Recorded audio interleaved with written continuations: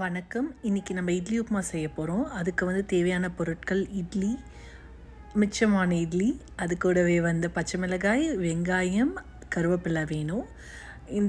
அப்புறம் தாளிப்புக்கு வேண்டிய பொருட்கள் வேணும். வெங்காயத்தை வந்து இப்போ நம்ம நறுக்கி வச்சுக்கலாம். அது கூடவே பச்சை மிளகாய், கருவேப்பிலையை நறுக்கி வச்சுக்கிறோம். இட்லியை உதிர்த்து வச்சுக்கலாம்.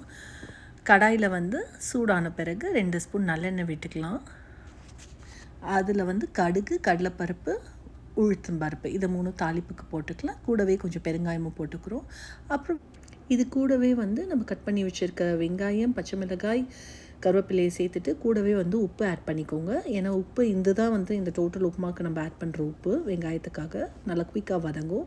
வெங்காயம் வந்து கோல்டன் ப்ரௌன் நல்ல ப்ரௌனிஷாக வதங்கணும். கோல்டன் ப்ரௌன் இல்லை, ஆனால் நல்லா வதங்கணும். அந்த வதங்கினா தான் நல்லா டேஸ்டியாக இருக்கும். நல்லா வதங்கின பிறகு நல்லா உதிர்த்து வச்சுருக்க இட்லியை வந்து நம்ம போட்டுக்கலாம். கொஞ்சம் பெரிய பெரிய பீஸாக இருக்குதுன்னு ஃபீல் பண்ணிங்கன்னா அதை நல்ல கரண்டியாலேயே வந்து கட் பண்ணி விட்டுக்கோங்க.